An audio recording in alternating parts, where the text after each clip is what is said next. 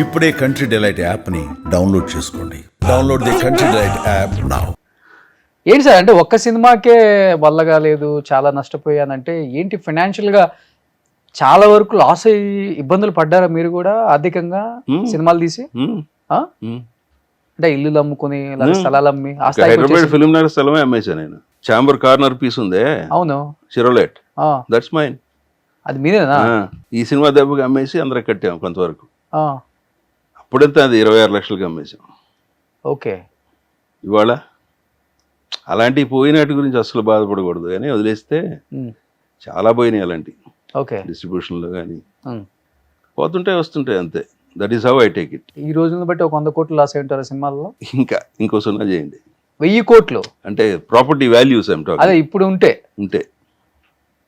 సినిమాలు తీసి అంత నష్టపోయారు. సినిమాలు తీసేనే కాదు, డిస్ట్రిబ్యూషన్ కూడా లాస్ ఉంటుంది. Okay. It is not so easy. Dorasamaraju గారు ఏమయ్యాడు మా తర్వాత, నేను చెప్పిన రూలేనండి, ఒక్క సినిమా హిట్ అరే ఈ సినిమా హిట్ కొట్టారు అంటారు, ఫ్లాప్లు ఎవరికి తెలుస్తాయి? అంతే కదా. మేము కూడా హిట్ సినిమా ముందే పెట్టేవాళ్ళం, పోస్టర్స్ పెట్టేవారు, అప్పట్లో కట్అవుట్లు పెట్టేవారు, అవే పెడతాం, లోపలే పెడేస్తాం, మిగతా ఫ్లాప్లని లోపల పడేస్తాం. ఎన్ని సంవత్సరాలు పట్టింది రికవరీ అవడానికి మొత్తం ఓవరాల్? నాకు 95 నుంచి ఒక సీరియస్గా 10 ఏళ్ళు పట్టింది. 10 ఏళ్ళు. అంటే నాకు లక్కీ థింగ్ ఏంటంటే నాకు థియేటర్స్ కంట్రోల్ ఉండేది మనకు ఎప్పుడు. ఇప్పుడు ఏమి జరుగుతుందో అప్పట్లోనే మేము చేసేవాళ్ళం, ఇది లీజ్ చేసేవాళ్ళం రాయలసీమలో చాలా థియేటర్, అన్ని ఊర్లో ప్రతి ఊర్లో లీజ్ ఉండేది. ఓకే. సో అవన్నీ పోగా ఒకటి ఫైనల్గా కాళహస్తి లీజ్ ఉండేది. ఓకే. అదే మెయింటైన్ చేశాను నేను. అక్కడికి వెళ్ళిపోయి 3 yearsలో అక్కడ బాగా సంపాదించుకుని, okay, debts clear, come back. So theatre run చేసుకొని మొత్తం అక్కడ. ఓకే. ఇప్పుడు ఉన్నాయి ఓన్ థియేటర్? ఓన్ థియేటర్ కాదు, లీజ్ థియేటర్. లీజ్ థియేటర్ ఇచ్చేసాను, వెనక్కి ఇచ్చా. ఓకే. కొంచెం స్లాగ్ వచ్చింది మధ్యలో, చాలని ఐ థింక్ 2000లో ఇచ్చేసా. ఓకే. సో ఇప్పుడు ఫైనాన్షియల్గా happy, kids are happy, okay, నేను హ్యాపీ. ఓకే. అంతా దేవుడి దయ అనుకోవటమే, ఓకే, మన చేతిలో ఏం లేదు.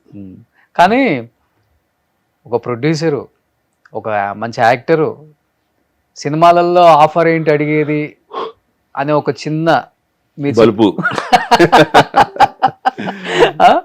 అలాంటి స్థాయి నుంచి ఈరోజు నవభారత్ బాలాజీ గారు సీరియల్స్ చేసే స్థాయికి వచ్చారు అంటే మిమ్మల్ని మీరు తగ్గించుకున్నారా, లేకపోతే తగ్గి ఇలానే ఉండాలి సొసైటీతో, సమాజంతో, మనం ట్రావెల్ అవ్వాలి, మనతో ఎవరు ట్రావెల్ అవ్వడు అని ఒక చిన్న మార్పు మీలోనే స్టార్ట్ అయిందా, లేకపోతే ఎవరైనా వైఫ్ పిల్లలు చెప్తేనో?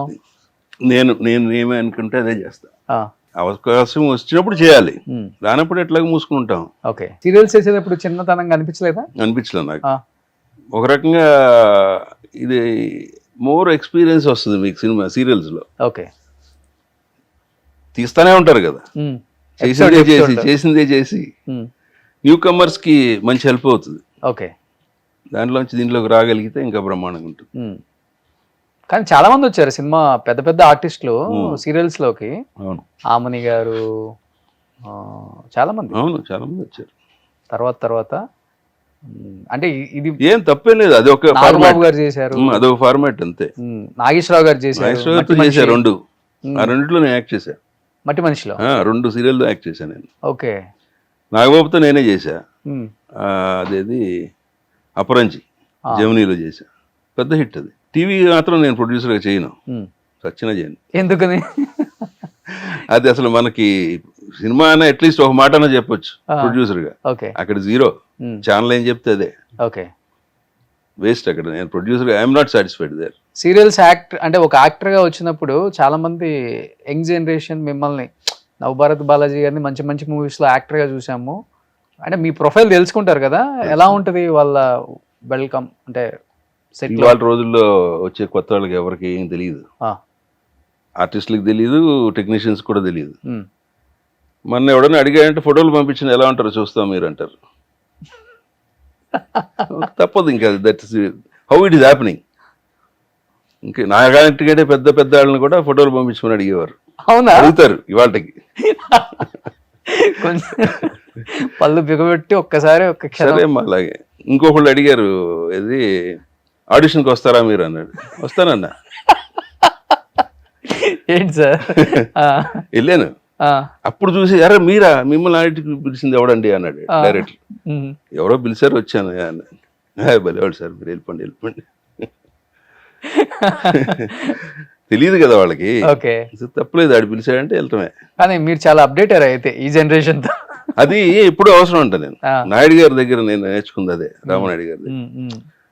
వాట్ ఈస్ టుడే హ్యాపెనింగ్ అలా ఉండేవాళ్ళు.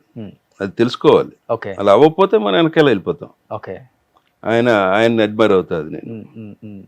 కానీ ఎందుకు ఇప్పుడు ఫస్ట్ ఇన్నింగ్స్ బాగుంది మీది, సెకండ్ ఇన్నింగ్స్ కూడా మంచి మంచి సినిమాలు చేశారు. కానీ ఇప్పుడు థర్డ్ ఇన్నింగ్స్ ఇప్పుడు అప్పుడు మీ ఫ్రెండ్సే ఇప్పుడు ఇంకా హీరోస్గా కూడా చేస్తున్నారు. వాస్తవంగా చెప్పాలంటే కొంచెం తలకి వైట్ డై చేస్తేనే లైట్గా నాన్నకి పనికి వస్తారు, అవును లేదనుకుంటే అన్నకి పనికి వస్తారు, హీరోయిన్ నాన్నకి కూడా. సీరియల్స్ లో ప్రమోషన్ అదే వచ్చింది, నాన్న అయిపోయా. సినిమాలలో ఎవరు అసలు ఇంకా అడగల అంటే ఆ రకంగా. అదే నేను మెయిన్ థింగ్ నా ప్రమోషన్ లేదండి. వీడు అసలు ఉన్నాడా లేదో తెలియదు కదా. ఇప్పుడు సపోజ్ రోజు మీరు కనిపిస్తేనే గుర్తుంటాం, అవును, లేకపోతే రోషన్ ఏమైపోయాడు అనిపిస్తుంది ఎవరిగా గుర్తొచ్చినప్పుడు. ఓకే, నాకు ఆడే టైం కరెక్ట్గా నేను గుర్తు రావాలి కదా. ఎందుకు వస్తాం? రోజు పొద్దునే వెళ్ళి కనపడో, సాయంత్రం వెళ్ళి కనపడో, వారానికి ఒకసారి వెళ్ళో ఏదో ఒకటి చేయాలి. ఓకే, సార్ నవ్వుడి నువ్వు ఉన్నా ఊళ్ళో అని అడుగుతారు చాలా మంది కలిసినట్టు. ఓకే, అట్లా ఉంటుంది. అని చాలా మంది ఇండస్ట్రీకి తెలియదు మీరు అసలు ఉన్నట్టు ఇక్కడ. తెలుసు, ఇప్పుడు తెలిసిపోయింది. ఇప్పుడు తెలిసిపోయింది. మధ్యలో గ్యాప్ వచ్చింది కానీ అప్పుడు ఐఎమ్ టాకింగ్ అబౌట్ 95 to 98, 99 లేడు అసలు, కనపడలే నేను. ఆ తర్వాత వచ్చినాక తెలిసి ఉన్నానని. తర్వాత శ్రీరామరాజ్యం సినిమా కూడా కో ప్రొడ్యూస్ చేశారు కదా బాపు గారు, నయనతార గారు. ఫెంటాస్టిక్ ఫిల్మ్ అది. యాక్ట్ చేశారా? యాక్ట్ చేశా. ఏ రోలు? మీకు అది ఏమంటారు దాన్ని, భద్రుడు. ఓకే, ఈ సీతమ్మ గురించి తప్పుగా అనుకుంటున్నారని రాముడికి చెప్తారు, అవును, ఆ బిట్ చేశా. ఓకే, ఓకే, అదే కో ప్రొడ్యూసర్ గా చేయటం లాస్ట్ నెక్స్ట్ మళ్ళీ. ఓకే, ఓకే, సాయిబాబు గారు మీరు మంచి ఫ్రెండ్స్ ఫస్ట్ నుంచి కూడా. ఓకే, విజయవాడ నుంచి తెలుసు. కానీ ఇప్పుడు సీరియల్స్ తో కానీ మంచి టైం పాస్ కదా సార్. సీరియల్స్ తో టైం పాస్ ఈవినింగ్ వరకు సెట్ లో ఉండొచ్చు. ఓసారి పిండేస్తున్నారు అనిపిస్తుంది, తప్పదు అది. వాళ్ళ బడ్జెట్ రిస్ట్రిక్షన్స్ ఉన్నాయి కదా, అంతకు మించి వాళ్ళు చేయలేరు. ఓకే, ఖర్చు. కానీ ఇప్పుడు అంతా సీరియల్ అంటే కూడా మొత్తం బెంగళూరు వాళ్ళు వచ్చేసారు, కొన్ని క్యారెక్టర్స్ కి వచ్చారు, ఎక్కువ బెంగళూరు వాళ్ళు. కొత్త వాళ్ళు వచ్చేస్తున్నారు కదా. ఇప్పుడు బాలాజీని అడిగితే అడిగి మర్యాద చేయాలి, అడిగి డబ్బులు అడుగుతాడు, ఎక్కువ అడుగుతాడేమో, అడిగినా అడగకపోయినా ఎందుకులే ఎవడో పెడదాం కొత్తడిని, ఎవడో పెట్టినా చూస్తారు. That's free entertainment. అవును, వద్దన్నా చూస్తారు. కథ బాగుంటే చాలు, ఎవడు యాక్ట్ చేసినా చాలు. అక్కడ ఒక రకంగా పెద్ద ఆర్టిస్టులు పెట్టుకోవడం బడ్డని దానికి, సీరియల్కి యాజ్ ఎ ప్రొడ్యూసర్. హుందాతనం ఉంటుందని అక్కర్లా, క్యారెక్టర్ క్యారీ అయిపోతుంది. అంటే మరీ చండాలంగా ఉంటే ఏం చేయలేం, కానీ మనిషి కొంచెం బాగున్నాడు అనుకుంటే చేసేయచ్చు. ఇప్పుడు పెద్ద ఆర్టిస్ట్ని పెట్టి టైమింగ్ ఉంటుంది వాళ్ళకి, మార్నింగ్ 9కి వస్తామో, లేట్గా వస్తారో, లేకపోతే తొందరగా, డబ్బులు ఎక్కువ. It's not worth actually. నేనైతే అవసరం లేదంట. ఓకే, ఇప్పుడు ఎన్ని సీరియల్స్ చేశారు ఈ గ్యాప్ లో? ఒకటి మొదలెడితే అది 4 ఏళ్ళు పనిచేసాం. మళ్ళీ అది అత్తారింటికి దారేది, ఈటీవీది. ఓకే, దాని ఇమ్మీడియట్ గుప్పుడంత మనసు అని వచ్చింది, మా టీవీ. ఫాదర్ క్యారెక్టర్, నేను హెడ్ ఆఫ్ ది ఫ్యామిలీ, అది పెద్ద హిట్. ఓకే, మళ్ళీ రిపీట్ అవుతుంది కూడా అది. ఓకే, అదో 3 ఏళ్ళు అయిపోయింది. ఒకసారి ఈ సీరియల్ అంటే కమిటీ అయితే 3 ఏళ్ళు అట్లా వెళ్ళిపోతూ ఉంటుంది. ఓకే, సో ఇప్పుడు నడుస్తుంది ఏంటి? ఇంకా ఏం లేదు, రైట్ నౌ అన్ని 0, ఖాళీగా ఉన్నాం. ఓకే, ఒకటి అడిగారు, అది వస్తుందో. అదే మూగ క్యారెక్టర్. ఓకే, వస్తే బాగానే ఉంటుంది. సైలెంట్ గా నిలబడొచ్చు అంటారా? నిలబడొచ్చు, కానీ కొంత ఛాలెంజింగ్ క్యారెక్టర్ కదా, ఎక్స్ప్రెషన్స్ కానీ. యాక్చువల్లీ నేను సైలెంట్ గా నిలబడకూడదు అంటాను. బీయింగ్ ఏ గుడ్ వాయిస్, నేనే డబ్బింగ్ చెప్తా, ఇప్పటికీ నేనే డబ్బింగ్ చెప్తా. నాకు సీరియల్స్ ఎవరు చెప్పరు. ఓకే, బాగా అలవాటు పడిపోయారు. సుమన్ టీవీలో మీ పర్సనల్ అండ్ బిజినెస్ ప్రమోషన్స్ కోసం కింది నెంబర్కి కాంటాక్ట్ చేయండి.